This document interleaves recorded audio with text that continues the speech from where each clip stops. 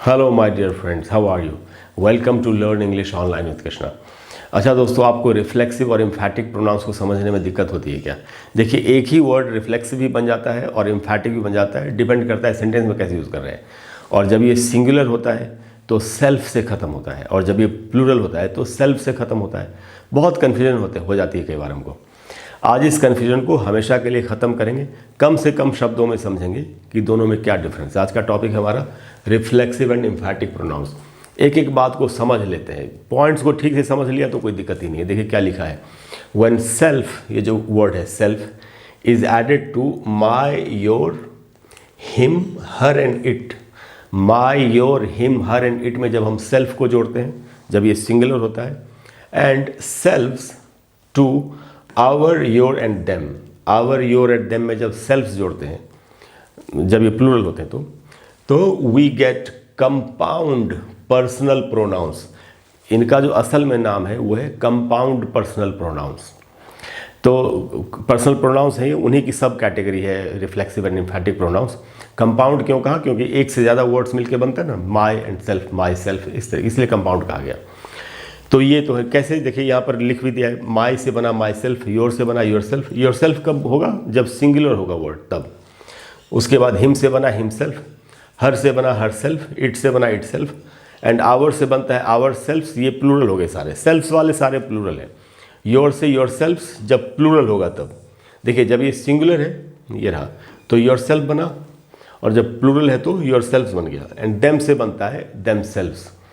तो ये तो है सारे के सारे रिफ्लेक्सिव एंड एम्फैटिक प्रोनाउंस। तो ये रिफ्लेक्सिव कब होते हैं, एम्फैटिक कब होते हैं, इसको भी समझ लेते हैं। तो देखिए यहाँ पर लिखा है कि रिफ्लेक्सिव प्रोनाउंस जो है, दीज कंपाउंड पर्सनल प्रोनाउंस, जो कि इनका ओरिजिनली नाम है, these compound personal pronouns are called reflexive pronouns when the action done by the subject reflects, देखिए रिफ्लेक्ट्स या turns back upon the subject. जब देखिए सेंटेंस में सब्जेक्ट जो भी काम कर रहा है, वो एक्शन अगर करने वाले के ऊपर ही, सब्जेक्ट के ऊपर ही अगर रिफ्लेक्ट हो जाए, नहीं तो तब बोलेंगे कि ये रिफ्लेक्सिव प्रोनाउंस। एग्जाम्पल से क्लियर हो जाएगा। आगे देखते हैं क्या लिखा है। इन अदर वर्ड्स, दूसरे शब्दों में, reflexive pronouns show that the action of the subject reflects upon the doer, कि सब्जेक्ट ने जो भी एक्शन किया है वो डूअर, यानी डूअर का मतलब है करने वाला, करने वाले के ऊपर ही अगर वो एक्शन रिफ्लेक्ट हो रहा हो, तब हम कहेंगे कि ये रिफ्लेक्सिव प्रोनाउन है। कैसे? कुछ एक एग्जाम्पल से समझते हैं। देखिए यहाँ पर कुछ एक एग्जाम्पल्स यहाँ है। शी कट हर सेल्फ, तो उसने अपने आप को काट लिया, खुद को, उसने खुद को या अपने आप को काट लिया। तो ये जो एक्शन हुआ है वो उस जो काट रहा था वो मतलब खुद से ही काटा किसी ने अपने आप को। तो जो एक्शन हुआ है वो करने वाले सब्जेक्ट है शी, उसी के ऊपर रिफ्लेक्ट हो रहा है, उसने खुद को काट लिया। आई हर्ट माई सेल्फ, अब यहाँ जो एक्शन हुआ है वो सब्जेक्ट के ऊपर ही रिफ्लेक्ट हो रहा है कि मैंने अपने आप को चोट पहुँचा ली, किसी को चोट लगी तो मैंने खुद को चोट पहुँचा ली। ही लव्स हिमसेल्फ, वो खुद को खुद से ही प्यार करता, अपने आप से प्यार करता है, खुद को प्यार करता है। तो इसमें भी जो एक्शन है वो सब्जेक्ट के ऊपर ही रिफ्लेक्ट हो रहा है। और डिटेल में समझते हैं। देखिए क्या लिखा है।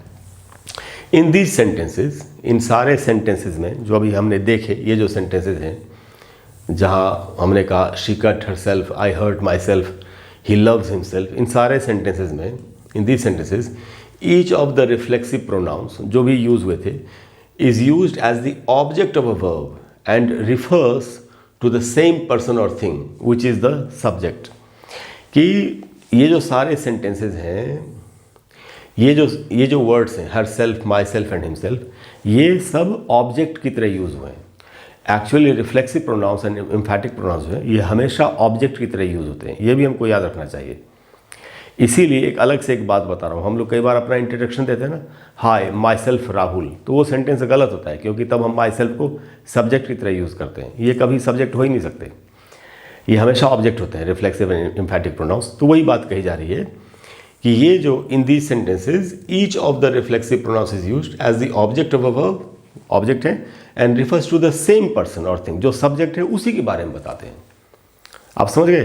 तो reflexive and emphatic pronouns object होते हैं और सब्जेक्ट के ही बारे में बताते हैं, इसीलिए इनको रिफ्लेक्सिव प्रोनाउन, जो एक्शन है सब्जेक्ट के ऊपर ही रिफ्लेक्ट होता है। मैंने 2-3 बार बोल दिया, मेरे ख्याल से आप पूरी तरह से समझ गए। तो अब देखिए, अब यहाँ पर एक बहुत ही इम्पॉर्टेंट बात है जिसको अगर हम समझ गए तो हमको कभी ज़िंदगी में कन्फ्यूजन नहीं होगी कि रिफ्लेक्सिव प्रोनाउंस क्या होते हैं, एम्फैटिक प्रोनाउंस क्या होते हैं। देखिए क्या लिखा है, a reflexive pronoun cannot be removed from the sentence. आप इसको सेंटेंस से कभी रिमूव नहीं कर सकते। मतलब ये लिखा है कि a reflexive pronoun cannot be remove, देखिए कैनॉट बी रिमूव्ड, आप इसको हटा नहीं सकते सेंटेंस से। अगर हटा देंगे तो सेंटेंस पूरा अधूरा हो जाएगा, खराब हो जाएगा। Cannot be removed from the sentence, the sentence simply would not make sense, sentence का कोई मीनिंग ही नहीं रहेगा। जैसे शी कट हर सेल्फ, अब ये है रिफ्लेक्सिव प्रोनाउन हमारा। अब अगर हम यहाँ से हर सेल्फ को हटा दें तो शी कट, तो सवाल आ जाएगा ना भाई क्या, किस चीज़ को काटा, वॉट डिड शी कट, है ना। नहीं तो आई हर्ट माई सेल्फ, तो अगर माई सेल्फ यहाँ से हटा दें तो यहाँ पर हो ना आई हर्ट, तो क्या, किस चीज़ को हर्ट किया मैंने, whom, या किसको हर्ट किया। या अगर यहाँ ही लव्स हिमसेल्फ, अगर यहाँ हिमसेल्फ हटा दें सेंटेंस से तो ही लव्स, तो व्हाट डज ही लव या whom डज ही लव, सवाल हमारे सामने खड़ा हो जाता है। इसलिए रिफ्लेक्सिव प्रोनाउंस को आप हटा ही नहीं सकते सेंटेंस से, वरना सेंटेंस की कोई मीनिंग नहीं बनेगी, सेंटेंस अधूरा रह जाएगा। ये है बहुत बड़ा डिफरेंस रिफ्लेक्सिव और एम्फैटिक प्रोनाउंस में। और एम्फैटिक प्रोनाउंस में जब हटा देते हैं एम्फैटिक प्रोनाउन को सेंटेंस से तो भी सेंटेंस की मीनिंग नहीं बदलती, वो भी अभी देखते हैं।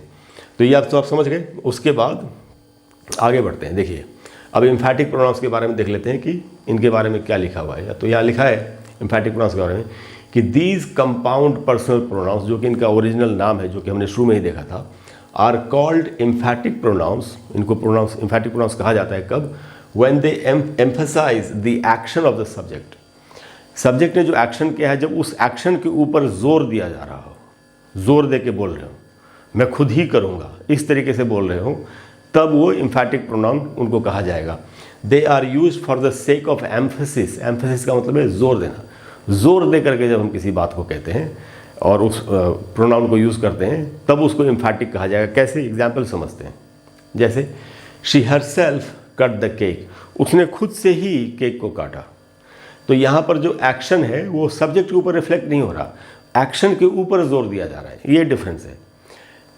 रिफ्लेक्सिव में क्या हो रहा था, जो एक्शन था वो सब्जेक्ट के ऊपर रिफ्लेक्ट हो रहा था, उसने खुद को काट लिया।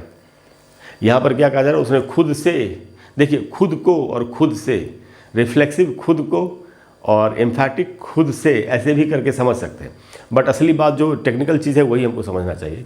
तो she herself cut the cake, अब यहाँ पर हरसेल्फ है ना, तो हमारे सामने आ गया हरसेल्फ, जोर दिया जा रहा है, एम्फेसिस दिया जा रहा है कि she herself cut the cake, या I will do it myself, मैं खुद से इस काम को करूँगा, मुझे किसी की ज़रूरत नहीं है, I do it my self. या ही हिमसेल्फ सेड सो, नहीं, अरे उसने खुद ही ऐसा कहा था, मैंने थोड़ी ना बोला है, ही हिमसेल्फ सेड सो, इस तरीके से। तो ये है दोस्तों एम्फैटिक प्रोनाउंस। अब देखिए अगर आप इसको सेंटेंस से निकाल देंगे एम्फैटिक प्रोनाउन को तो भी सेंटेंस की मीनिंग नहीं बदलेगी। देखिए क्या लिखा है, an emphatic pronoun can be removed from the sentence and the core meaning, जो असली जो बेसिक मीनिंग है सेंटेंस की वो नहीं बदलेगी। The core meaning would not be affected, कोई फर्क ही नहीं पड़ेगा, बेसिक मीनिंग कभी चेंज नहीं होगी। देखिए she herself cut the cake, अब ये यहाँ पर हरसेल्फ जो है वो एम्फैटिक प्रोनाउन है। हरसेल्फ एम्फैटिक प्रोनाउन यूज़ किया हमने अभी, इसको मैं थोड़ा नीचे कर दूँ। हाँ देखिए ये है ना, she herself cut the cake, ये एम्फैटिक प्रोनाउन है यहाँ पर। अगर इसको हम हटा दें अभी सेंटेंस से तो क्या बनेगा sentence, she cut the cake. तो जो बेसिक मीनिंग है कि उसने केक काटा वो तो नहीं बदल रहा है ना, यही डिफरेंस है। रिफ्लेक्सिव प्रोनाउन अगर नहीं, बिल्कुल नहीं समझ में आ रहा है तो इतना याद रखना चाहिए कि रिफ्लेक्सिव प्रोनाउन को अगर मैं सेंटेंस से हटा दूंगा तो सेंटेंस मेरा कभी कंप्लीट हो ही नहीं पाएगा। लेकिन अगर मैं एम्फैटिक प्रोनाउन को हटा दूँ सेंटेंस से तो सेंटेंस पर कोई फ़र्क नहीं पड़ेगा, मीनिंग बेसिक मीनिंग वही रहेगी। और देखते हैं, जैसे यहाँ पर है कोई बता रहा है आई will do it my self, कि मैं इस काम को खुद से करूँगा।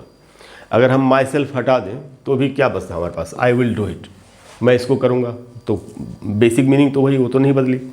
उसके बाद ही हिमसेल्फ सेड सो, उसने खुद से ऐसा कहा था। अब यहाँ पर हम बोल रहे हैं ही सेड सो, उसने ऐसा कहा। तो यही बेसिक डिफरेंस है। 2-3 ट्रिक्स हैं, तरीके हैं कि हम याद रख सकें। एक तो कि खुद को, उसने खुद को काट लिया तो वो रिफ्लेक्सिव है, और खुद से मैं खुद से इस काम करूँगा तो वो एम्फैटिक है। और नहीं, ये तो समझने के लिए है थोड़ी देर के लिए, लेकिन अगर बिल्कुल टेक्निकली समझना है तो अगर आप रिफ्लेक्सिव प्रोनाउन को सेंटेंस से हटा देंगे तो सेंटेंस आपका बिल्कुल नहीं बन पाएगा। एम्फैटिक प्रोनाउन को हटा देंगे तो कोई फ़र्क नहीं पड़ता, बेसिक मीनिंग वही रहेगी। यही डिफरेंस है। जब भी यूज़ करें लिखने में या बोलने में, कोई एग्ज़ाम भी है तो यही वाला तरीका अपनाना चाहिए। तो मुझे पूरी उम्मीद है कि आप अच्छी तरह से समझ गए। कुछ बातों को मैंने 3-4 बार बोला। टीचर लोग 3-4 बार बोलते हैं किसी बात को कि स्टूडेंट के मन में वो बात बैठ जाए। इसका मतलब ये नहीं कि मैं इसको जानबूझ के रिपीट कर रहा हूँ। कुछ लोग बोलते हैं कि सर आपने 2 बार रिपीट करी, और टीचर्स की आदत होती है, हम लोग जानबूझ के ऐसा करते हैं कि स्टूडेंट के दिमाग में बात सेट हो जाए। थैंक यू वेरी मच, आपने काफ़ी साथ दिया है मेरा, और मुझे उम्मीद है आगे भी आप मेरा साथ देते रहेंगे। Thank you very much. I will see you in the next video. Bye bye.